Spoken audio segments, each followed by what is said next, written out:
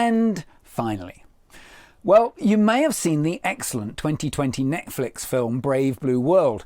Well, the director of that film, Tim Neeves, recently approached me about their new film project. It's called Rare Earth, and it's going to focus on showing how the materials that we need for the transition to net zero, i.e. all the metals for batteries and things like that, can be made in a sustainable and equitable way. The idea is to have an uplifting, positive film which highlights the very best innovations.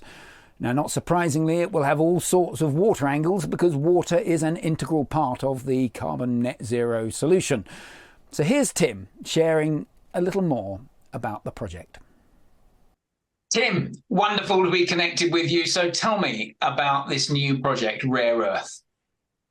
Hi, well, it's good to be with you. So yeah, Rare Earth is a film that's been on our hearts for the last couple of years during the kind of coming out of the pandemic. And it's a film that is really looking at our pathway towards net zero, looking about the kind of the minerals that we need to help us get there, how they're kind of being made accessible in a more sustainable and equitable way.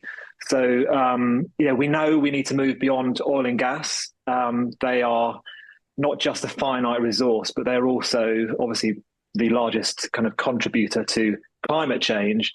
And so kind of with this film, we're looking at how we can move beyond that. So looking at, one of the core areas obviously is critical minerals and rare earth metal productions, which are kind of vital for kind of this move towards electrification and low energy. But also looking for other ways, there are other innovators out there who are doing kind of things around waste and how to reduce the carbon footprint of our energy. So it's going to be an uplifting, inspirational film rather than a we're all going to die type. Absolutely. Do you know what? I'm done with those depressing films. There's so many out there that look at the problems of our world, but they don't find solutions that give us a reason to hope.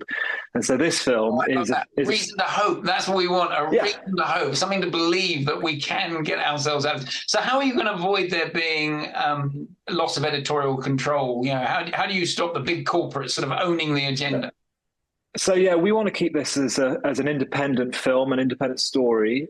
So we have a kind of a governing body who are helping us with the sort of the science. I'll be the first person to admit I'm not a scientist. I'm first and foremost a storyteller. So I need people around me to kind of help steer the story. So we are, finding the right stories. But we're looking for a kind of a broad group of organizations and corporates to give small amounts of money to help make this possible, whilst not kind of controlling the editorial. And that'll be organizations from all around the world, and from investors to utilities to tech companies to corporates. It's a properly broad church. Yeah. Exactly. Yeah, that's totally right. I think that's a genius idea. And so big question. When can we expect to see this on the screens? You're doing the fundraise now. So filming later this year? So we're doing fundraise now, and our hope is to have that secured in this next kind of few months. So then we're able to kind of continue with the pre-production phase, which we're already kind of in at the moment, to sort of film through the autumn into the new year and have the film ready for next. In America, they call it fall. We call it autumn over here in the UK.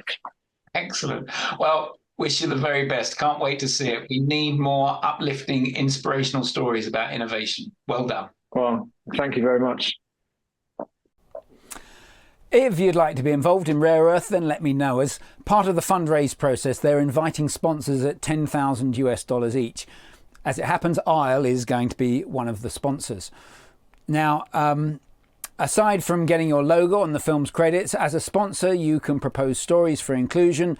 And best of all, I think, you'll be invited to the initial screening and have a digital copy which you can show privately within your organisation.